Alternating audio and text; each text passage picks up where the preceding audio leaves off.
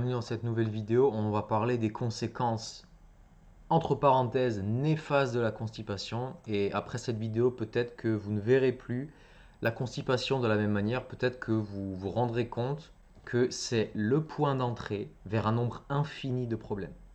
La constipation, c'est quelque chose qu'on a tendance à banaliser. J'ai régulièrement des personnes en consultation, en suivi, qui me disent être constipées depuis 10, 20, des fois 30 ans.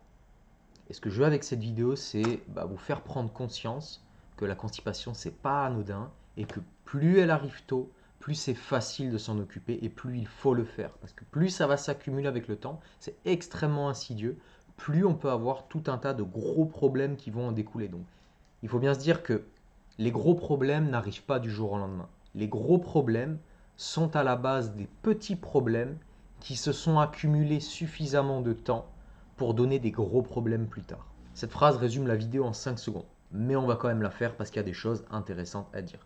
Alors, déjà, qu'est-ce que c'est que la constipation d'un point de vue physiologique? Je vais te partager ce que moi je pense avec ma vision. Je ne dis pas que c'est la vérité, je te dis comment moi je pense. Alors, dans le corps, nous avons un organe qui est extrêmement important, qui s'appelle le foie. Ce foie, tu peux le voir ici, là. Ok. Donc ce foie, c'est la station d'épuration de ton corps. Il va prendre tous les déchets du corps et il va en fabriquer une substance, un compost si tu préfères, qui s'appelle la bile. Hop. Cette bile-là, elle va être créée par les hépatocytes, elle va circuler dans les canaux hépatiques, elle va se stocker dans la vésicule biliaire. Et lorsque tu vas manger, elle va être libérée par le canal cholédoque. Là, boum, elle arrive dans ton intestin grêle. Et ce qu'il faut savoir, c'est que cette bile, elle a une caractéristique extrêmement importante. Elle est laxative. C'est notre laxatif naturel dans le corps. Ce qui veut dire que si tu n'as pas suffisamment de bile qui arrive là, dans l'intestin, ta selle ne sera pas correctement lubrifiée et donc tu vas être constipé. La constipation n'est que la conséquence d'une insuffisance de bile dans les intestins. Trop de bile dans les intestins, diarrhée. Pas assez de bile, constipation. Ce qui veut dire que si là tu n'as pas suffisamment de bile qui arrive, ça veut forcément dire que les conduits qui sont avant sont obstrués ou au moins obstrués partiellement. Ce qui veut dire que la constipation n'est en réalité qu'un problème d'obstruction du foie. Un engorgement, si tu préfères. Ok? Donc la circulation biliaire est bloquée. Le fait que cette circulation biliaire soit bloquée va causer énormément de problèmes. Et donc on va en détailler aujourd'hui 3. Premier problème causé par cette bile qui ne circule pas correctement, ça va être l'augmentation de la toxémie. Pourquoi? Eh bien, je te l'ai dit tout à l'heure, le foie c'est ta station d'épuration du corps. Donc t'imagines bien que si cette station ne fonctionne pas correctement, si l'entreprise qui collecte les déchets dans une ville commence à travailler un jour sur deux ou 5 jours sur 7 ou ça ne se passe pas bien, tous les déchets dans la ville vont commencer à s'accumuler. Et à l'échelle du corps, il se passe exactement la même chose. Quand ici, cette bile qui normalement devrait arriver ici, il n'y a que la moitié qui arrive, tu n'évacues pas correctement les déchets. Et donc les déchets vont s'accumuler dans ton foie et in fine dans ton corps. Donc cette augmentation de la toxémie, elle va avoir plusieurs problèmes. Le premier, c'est qu'on va augmenter ses chances de faire des maladies auto-immunes. Les maladies auto-immunes sont en réalité, je le pense, que le reflet d'une toxicité dans le corps qui augmente.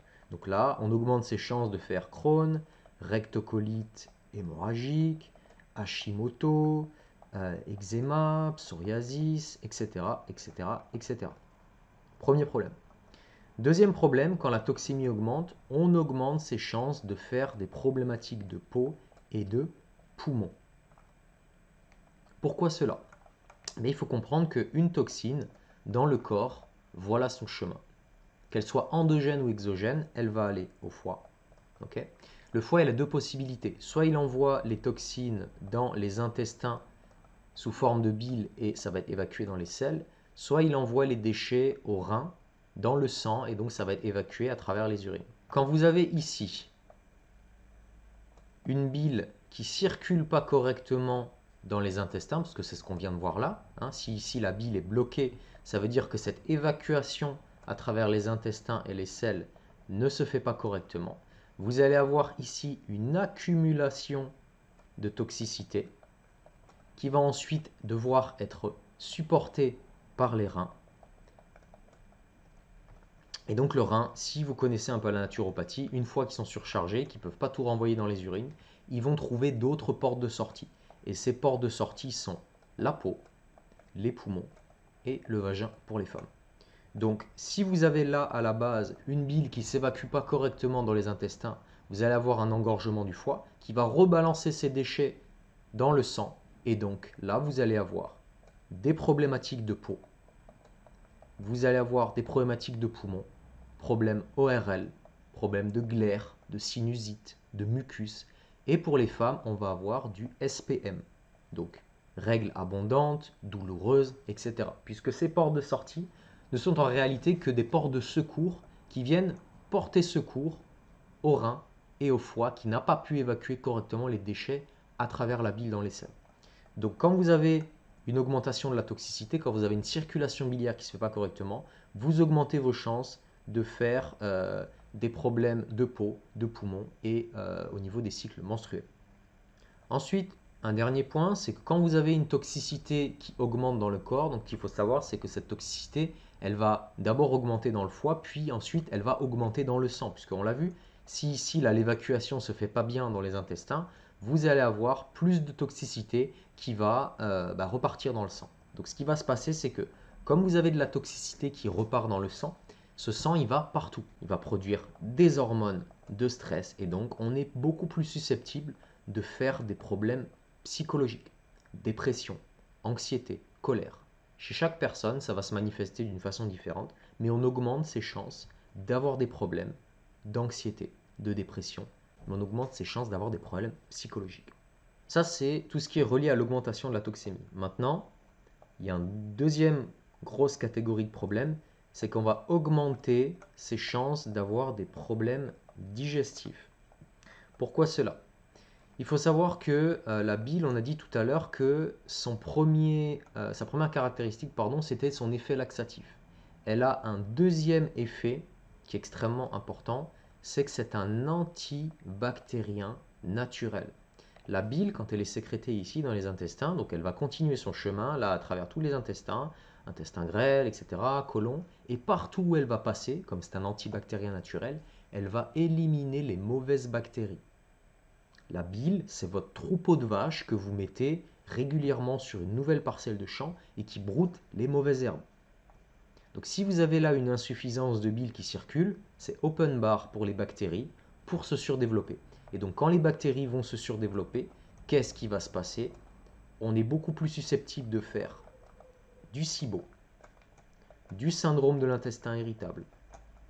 Tout, en gros, tout ce qui va provoquer des ballonnements, des douleurs, des gonflements, des œdèmes, etc., etc. Ça, c'est le premier point. Je vous invite à aller voir le témoignage d'Amélie sur la chaîne YouTube qui avait un SIBO, avec qui on a tout simplement fait un rééquilibrage de la circulation biliaire et avec qui on a eu besoin de 0 plante antibactérienne pour améliorer le SIBO.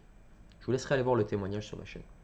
Et donc le deuxième gros problème qui va arriver quand on a une circulation biliaire qui est bloquée, c'est qu'on va avoir une malabsorption de ce qu'on mange. Et oui, si là, ici, il n'y a pas suffisamment de bile qui arrive, qu'est-ce qui va se passer? Le transit ne va pas être régulier, on va être constipé et on ne va pas bien digérer sa nourriture. Donc, on augmente son risque de carence alimentaire. On aura beau avoir la meilleure alimentation du monde, le plus de micronutriments dedans, si on ne digère pas sa nourriture, on ne pourra pas les absorber. Donc la constipation fait le lit de tous les problèmes digestifs, de tous les plus gros problèmes digestifs. Et troisième grande famille de problèmes, c'est tout ce qui va être hormonal. Pourquoi? Parce que, on va revenir à la base, le foie, c'est l'organe qui va convertir la T4, hormone thyroïdienne inactive, en T3. Et il est responsable de 75% de cette conversion dans le corps. C'est énorme. Donc le foie, c'est littéralement l'organe du métabolisme thyroïdien. C'est vraiment lui l'activateur. Donc ce qui veut dire que si votre foie il est déjà obstrué au niveau de ses canules biliaires, il est déjà en souffrance, il a de la toxicité qui s'accumule, donc il ne va pas pouvoir correctement faire les autres fonctions pour lesquelles il est prévu. Et le foie, il a une quantité infinie de fonctions, notamment celle de convertir les hormones thyroïdiennes.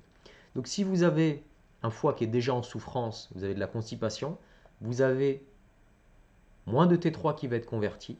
Et donc qu'est-ce qui va se passer? Comme les hormones thyroïdiennes sont responsables de la production d'énergie, vont améliorer le transit, encore une fois, la qualité de la peau, l'humeur, vont être responsables de la rétention d'eau. Si vous avez ici moins d'hormones thyroïdiennes qui sont converties, vous allez ressentir de la fatigue et vous allez amplifier votre problème de transit, de peau et d'œdème. Une autre chose aussi qu'il faut expliquer, c'est que les hormones thyroïdiennes, et les hormones T3 notamment, on en a besoin pour un autre processus très important. C'est le processus qui va permettre de convertir le cholestérol en hormones stéroïdes. Donc les hormones stéroïdes, elles sont extrêmement importantes pour plusieurs choses.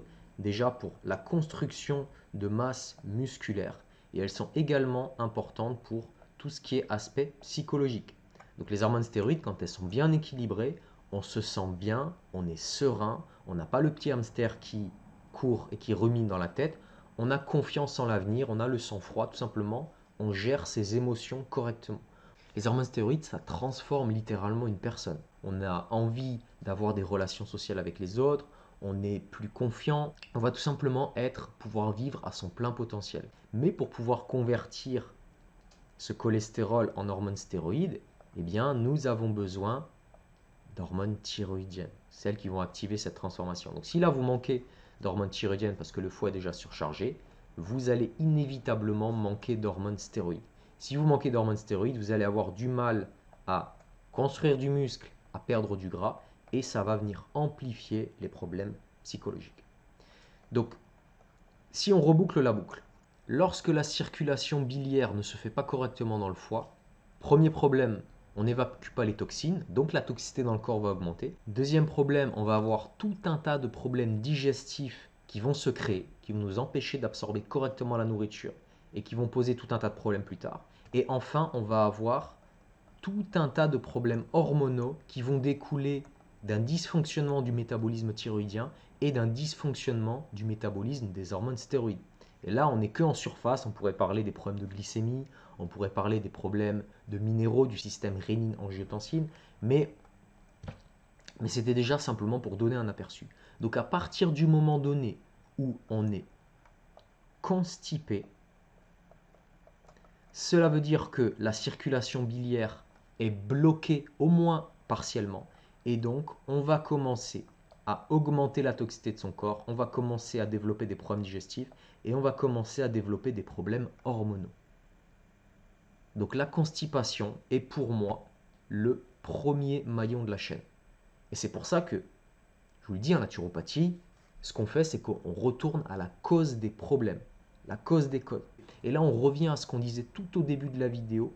La constipation en soi pendant un jour, c'est pas un problème. Ok? C'est pas un problème pendant un jour. Mais une constipation 2 jours, 3 jours, 4 jours, 5 jours, etc., etc., etc., etc., pendant des années, voilà le niveau de toxicité qu'on va développer à long terme. Et c'est quand on arrive sur du long terme que là, on commence vraiment à voir les problèmes plus sérieux qui arrivent.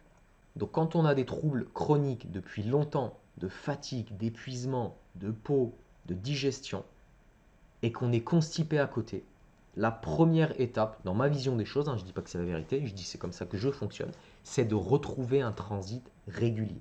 Et dès qu'on va retrouver un transit régulier, on va éliminer les déchets de son corps, on va relancer cette circulation biliaire, on va résoudre ses problèmes digestifs et on va recommencer à relancer le métabolisme hormonal. Donc si cette approche vous parle, si cette vidéo vous a plu, tout simplement ce que je vous propose dès à présent, c'est de rejoindre la communauté Liver Reset, dont la première étape pour tout le monde qui la rejoint est de retrouver un transit régulier. Donc ce sera le seul lien en description, ce sera le premier lien épinglé en commentaire. Si vous voulez voir les résultats que j'ai avec cette méthode, tout simplement vous allez consulter mon compte Instagram. Je vais vous montrer un petit aperçu des témoignages qu'on arrive à avoir avec cette méthode. Alors, qu'est-ce que je peux vous montrer? Voilà, 2-3 jours de conseils appliqués avec les fibres et déjà des selles. Transit normalisé en 3 semaines. Cela ne m'était pas arrivé depuis des dizaines d'années. Le transit redevient normal. Point encourageant, les selles sont plus fréquentes, en passant d'une selle tous les 2 jours à 7 à 10 par semaine. Mon transit continue de s'améliorer depuis 4 jours. Nombre de selles par semaine 5 à 7, contre 2 à 3 avant. Et mon transit s'est amélioré. Bon, voilà. Je vous laisserai regarder tous les retours. Donc, si vous allez sur mon compte Instagram, je vous mettrai le lien en description. Et vous allez ici, vous cliquez sur retour ou témoignage. Et vous allez voir ce qu'on arrive à faire avec cette méthode. Je vous le dis très sincèrement, on a des très très bons résultats sur la constipation. Donc, si vous êtes constipé depuis des années, n'attendez pas. Commencez à évacuer les déchets de votre corps. Et rejoignez-nous sur la plateforme Liver Reset pour retrouver un transit régulier. Si ça vous a plu, un like, un commentaire et je vous dis à bientôt sur Vitali TV pour une prochaine vidéo. Au revoir.